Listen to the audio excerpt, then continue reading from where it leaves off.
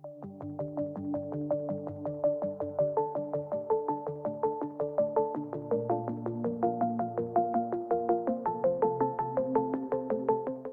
everyone to another session of answer writing practice. In this session, we are going to be talking about topics from GS2, specifically of social justice, of welfare schemes for vulnerable section. Now let us see the questions. The very first question we have is about women's health. That government has initiated various policies with respect to improvement of women's health. So we'll be discussing about different policies and what exactly we can further amend with respect to those policies to improve women's health. The second question is specifically about, in general, lack of participation of vulnerable section in policy making process is creating certain kind of impact for implementation of the policies. In the third question, we'll be talking about how rapid urbanization is impacting the bird biodiversity. The last question is from current affairs and the rest of two are from static. Now let us see question number 1 in depth. Let us read the question 1. Elaborate on various measures undertaken by the Government of India to improve women's health. Also discuss various policy options that India should pursue to improve women's health in India. So this question first starts with a neutral stance. What measures are already taken by the Government of India with regard to improvement of women's health? That's the first part. And in the second part, we are supposed to we have to discuss various policy options that must be inculcated in the policy framework to overall improve women's health. So the first part is neutral. So we'll be talking about data points. Over here, you can start a little bit of comparison. We can start with maternal mortality rate. As we have seen that present maternal mortality rate data is 97 out of 1 lakh live birth. Now previously this data was 103 in 2017-18 and this data is about 2018-19. So we are definitely improving our metrics with respect to women's health.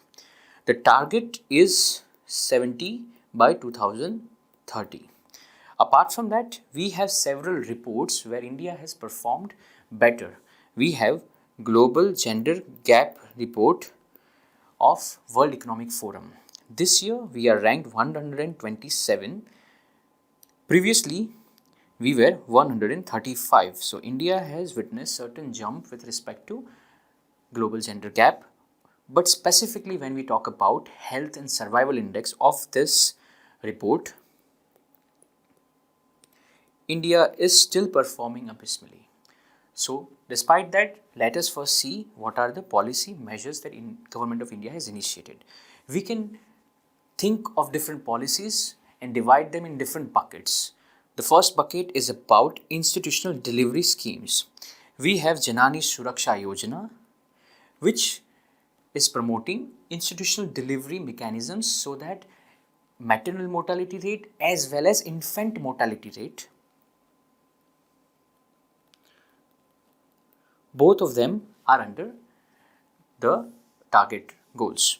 Apart from that, we also have National Health Mission. Now, National Health Mission is basically an umbrella mission with respect to women's health, and over here we have multiple schemes as well. And every scheme is aligned to ensure the institutional delivery mechanism is strong and whatever health issues that are faced during that process are limited. The second bucket we can talk about is regarding pregnant women and newborn health. We have Pradhan Mantri Surakshit Matritva Abhiyan. Over here we have monthly free healthcare services. This kind of initiatives ensures that there is inclusivity in policy making as well as there is this element of access to healthcare services. Through Pradhan Mantri Matru Vandana Yojana, government had ensured that there is certain element of financial assistance for the first born child. Now all of this specifically with respect to either reproductive justice, or we can talk about institutional delivery and all. We have in general women and health nutrition bucket as well, where we have seen that the acute problem of anemia, through which is very prevalent in Indian women, that is uh, been targeted through Anemia Mukt Bharat Abhiyan. Over here, we have seen that various initiatives are taken by government to ensure there are certain kind of interventions through which anemia, the problem for anemia is tackled. We have also scheme for adolescent girl, where every element of the health, either talking about awareness or talking about different kind of interventions, are inculcated. So we have multiple policies. Now, as we have seen that despite certain kind of policy interventions, there are certain challenges, and to eliminate those challenges, there must be further measures to be adopted to ensure the entire issue of women's health is catered. Now, very first thing that we can talk about is synergy between central and state policies. We have seen multiple policies over here. We have some central policies like National Nutrition Mission, certain state policies like for Chhattisgarh, we have seen Mahatari Jatan Yojana. So this kind of multiplicity can be eliminated, and governments at multiple level, at multiple federal level, can work together in sync to target the issue of women's health. Second, there is need for food fortification. As we have witnessed the recurring issue, prevalent issue of anemia in women, such kind of food fortification, specifically making sure there are whatever micronutrients that we are missing from the diet is ensured. So food fortification to eliminate issues like anemia. Apart from that, wages of health worker. We have witnessed that ASHA workers are the pillars for grassroots level health interventions. Unfortunately, they are not treated on par with properly employed members of the government community. So wages as well as other social security must be ensured for health workers like ASHA workers and all, so to ensure they are motivated and committed towards the elimination of issues with respect to women's health.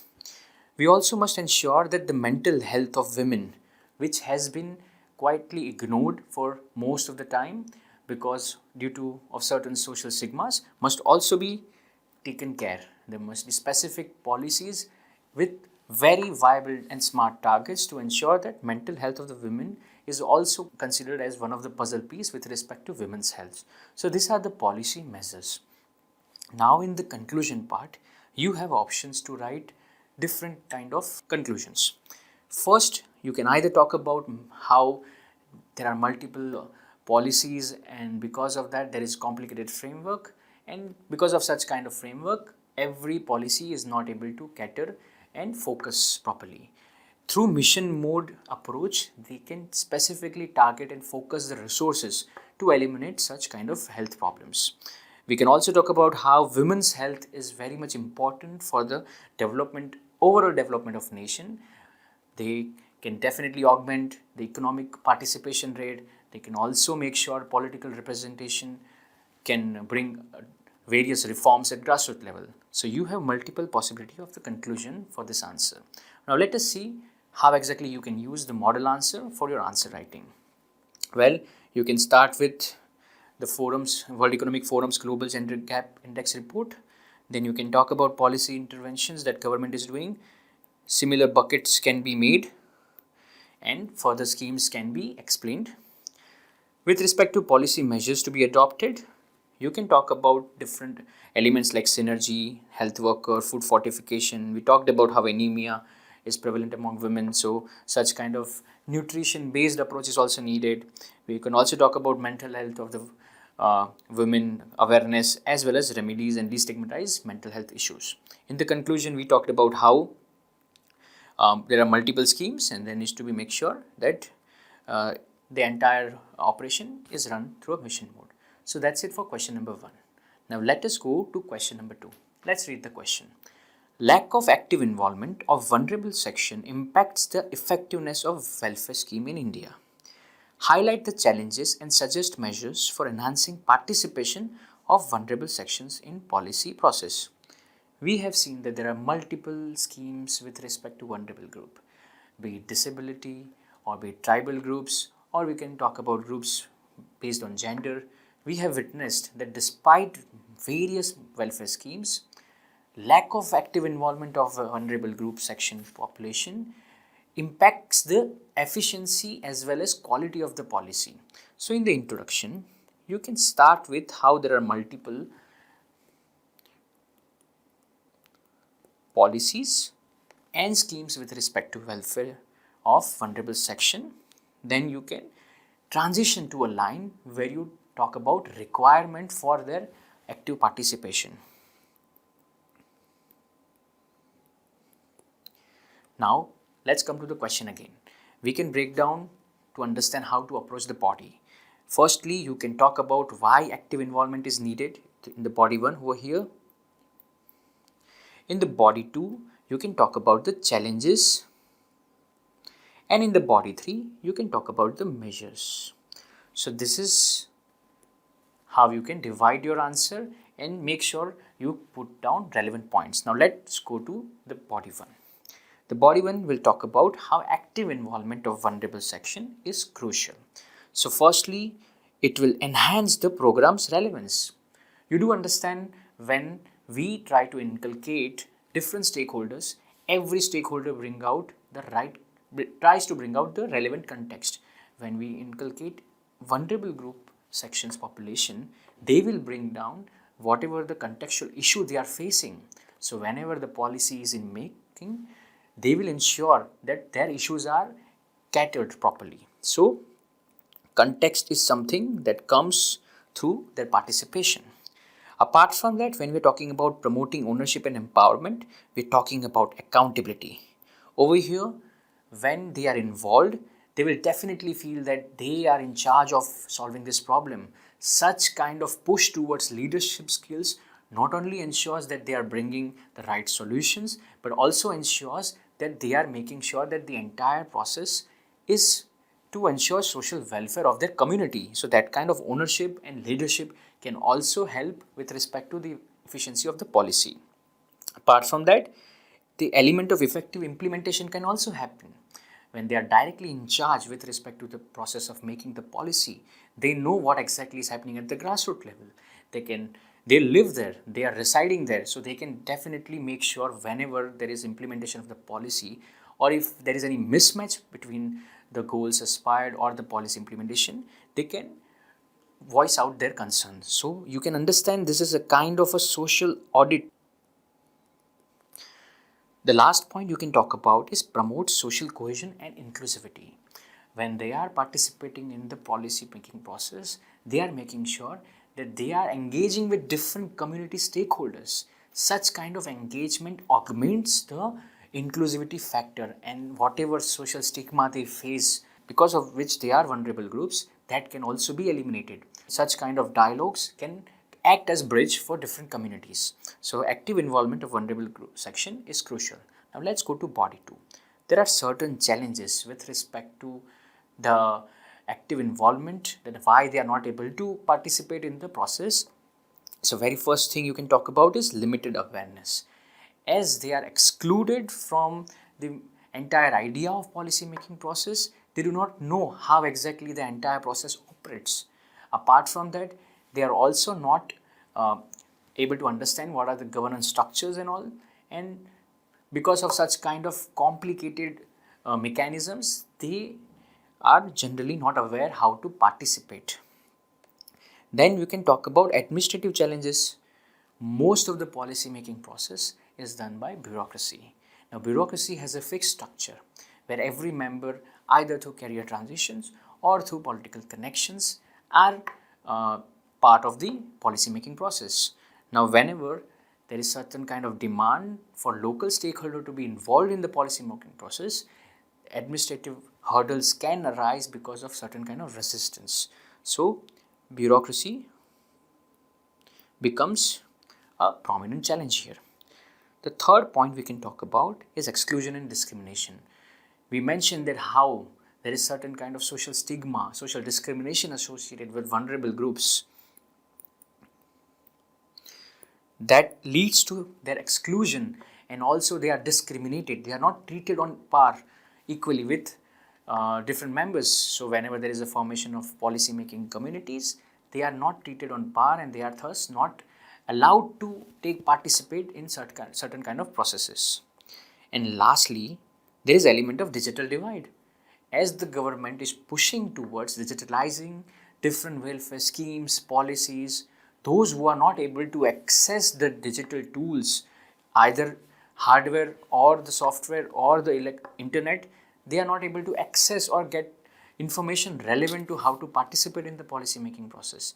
So digital divide also kind of becomes an obstacle with respect to participation of vulnerable sections, right? So those are the challenges. Now let us talk about measures to enhance the participation of vulnerable section in policy making. Firstly, it's very intuitive. We will talk about how inclusive representation ensures that their voice is heard. So inclusive representation. Then we'll talk about capacity building. Just including them in the process is not going to create a lot of difference. Capacity building over here will ensure that they understand the entire policy making process, and not just that, they can also think critically about different elements of the policy making process. They will understand not just how their issues are to be catered, they will also understand how the bureaucracy, how the governance structures work, so that they can provide meaningful inputs. So capacity building is a very prominent point here. The third point you can talk about is outreach and awareness campaign. As we have witnessed that how, because of limited awareness, they are excluded from the entire process of policy making. Government as well as different organizations like civil societies and NGO can ensure that they are made aware of certain kind of programs. We have seen multiple NGOs who have worked to ensure that different provisions of Act are explicitly out there in the society. We have seen civil societies and NGOs like Intersection who had ensured that how education, that section 12(1)(c) of the Education Act, is the awareness regarding the same is created. So you can talk about certain kind of campaigns. Again, fourth over here, collaborative partnerships. Government can ensure partnership with private entities or civil societies and NGOs to ensure that the different kind of stakeholders are engaged. You can also understand that how capacity building and outreach awareness is also interlinked with this kind of points. And lastly, government needs to ensure that all the schemes are properly monitored and evaluated so that there is proper feedback mechanism. Just through participation, they can start the process, but constantly engaging the vulnerable group for monitoring and evaluation can make sure the policy is very well effective. So monitoring and evaluation of the outcomes. So this is regarding the measures. Now let us talk about the conclusion. So in the conclusion, you have a very creative option over here. We recently saw women reservation in legislative body. So basically it has said that we are now moving from women development to women-led development. In conclusion, you can use similar line like development of vulnerable section towards vulnerable section-led development. So this kind of creative input you can also put in conclusion. So that's something you can add in the conclusion. Now let us see the model answer and understand how we can use the same for writing our answers. Firstly, you can talk about different schemes and what are the objectives of the welfare schemes for vulnerable section. But you can then talk about how active involvement is necessary. Post that, you can talk about why it's crucial. You can talk about the context part, the relevance, effectiveness, ownership. Then in the challenges, you can talk about awareness, discrimination, administrative challenges. In the last body, the measures, you can talk about representation, capacity building, awareness, collaborative approach, and monitoring evaluation. In the conclusion, you can also talk about inclusive and responsive policy. Another approach you can also add, you can add SDGs related to reducing inequalities and so on. So that is question number 2. Now let's move on to question number 3. Discuss the potential repercussions of rapid urbanization as a threat to the bird biodiversity. Suggest short-term and long-term strategies to ensure recovery and conservation of India's bird diversity. Now this question is current affair based question. We have recently seen that how bird biodiversity has been in decline. So in the introduction, you can start with certain data points. You can talk about how state of world's bird report mentions that 48% of bird species have witnessed decline in the past few decades. So this is a humongous number. Similarly, state of India's bird report also have similar lines of observation where bird biodiversity, species richness has witnessed tremendous decline, right? So you can inculcate certain kind of data point over here. And in the transition line, you can talk about how rapid urbanization is one of the primary reason. So let us now first in the body 1, we will talk about how rapid urbanization is threat to bird diversity. In the second body, you can talk about long-term and short-term strategies to ensure recovery and conservation of bird diversity. So now let us see the first body. The rapid urbanization as threat to birds biodiversity. The very first factor you can talk about is predation. We have seen several feral animals who have been reason for such kind of decline. We have seen how cats are becoming prominent reason for decline of bird biodiversity. Second, specifically linked to how rapid urbanization is leading to creation of buildings, skyscrapers, and also lack of planning is leading to movement barrier for the birds. Now such kind of barrier can act against the diversity of the birds as well and decline of total population of the birds. Yeah. The third part, it's pollution, be it air, water or noise. They all are leading to decline of bird diversity. Over here, you can talk about how certain kind of this pollution is ensuring that health of the birds are in decline. Fourth, you can talk about habitat loss, as urbanization is making sure that it's eating up the nearby forest region or the green spaces, right, of the transitionary areas, and that is leading to habitat loss. And because of habitat loss, we are seeing and witnessing decline in birds biodiversity. And the last reason is homogenization of species. We have witnessed that in urban spaces there is a lack of ecological services which are relevant for the survival of birds, and because of such kind of lack we have seen decline in birds biodiversity. So now we have listed all the reasons. Now let us talk about measures, right? Strategies and measures to ensure recovery and conservation of India's bird biodiversity. The very first, we can start with short-term strategies. We can talk about reducing predator population. We can talk about here neutering, right? This ensures that the feral animals population is also in control. Then we can talk about reducing pollution. We have seen initiatives like NCAP, where we are talking about air pollution. We can have similar other initiatives with respect to water and noise pollution. You can also talk about how urban green spaces in the form of parks or some green spaces where in between in patches in urban areas can ensure that birds do have certain kind of possibilities of habitats. Then you can also talk about nest boxes. Over here we are talking about active citizenry, right? This look like a small scale, but it can definitely help with respect to the habitat aspect as well. Now let us talk about the long-term strategies. Firstly, we can talk about habitat conservation and restoration. We have seen various proof points like Yamuna Biodiversity Park, we have seen Okla Bird Sanctuary.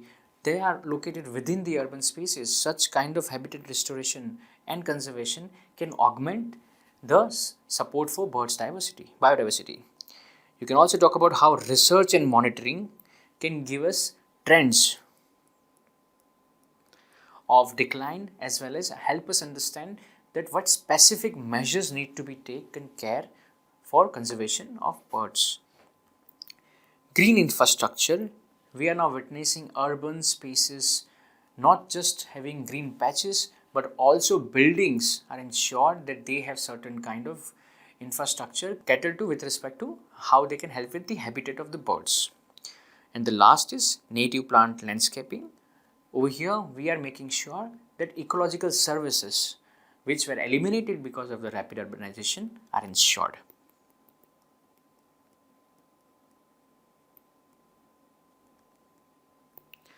So these are the strategies. Now let us come to the conclusion. Over here you have multiple options. You can talk about initiatives specific to birds, like we have seen Project Vulture. So government can take targeted approach towards conservation. Apart from that, we have seen multiple legal approaches as well. We have seen Wildlife Protection Act, we have seen National Wetland Policy. Now all of them have direct as well as indirect impact on the conservation aspect of birds biodiversity. Apart from that, we have also seen how different stakeholders like civil societies and NGOs have come together to create certain kind of frameworks as well as network to ensure that birds biodiversity is conserved. We have Indian Bird Conservation Network, where multiple civil societies, NGOs are coming together to ensure the conservation of birds biodiversity. Now let us see the model answer and understand how we can inculcate the same for writing our answer. You can talk about the data part over here of the state of the world's bird report. Then post that you list out the reasons why rapid urbanization is leading to decline in birds biodiversity. We have multiple points over here. Then you can talk about strategies. You can divide the strategies in short-term strategies and long-term strategies as mentioned in the question. Over here you can list down all the relevant arguments. And post that in the conclusion, you can talk about how specific initiatives like Project Vultures or etc. can be used. There's a specific extra information that you can also inculcate. Government has announced 10 years comprehensive plan for conservation of birds. Now such kind of umbrella plan can also help with respect to birds biodiversity and its conservation. So that's it for this session. Thank you very much.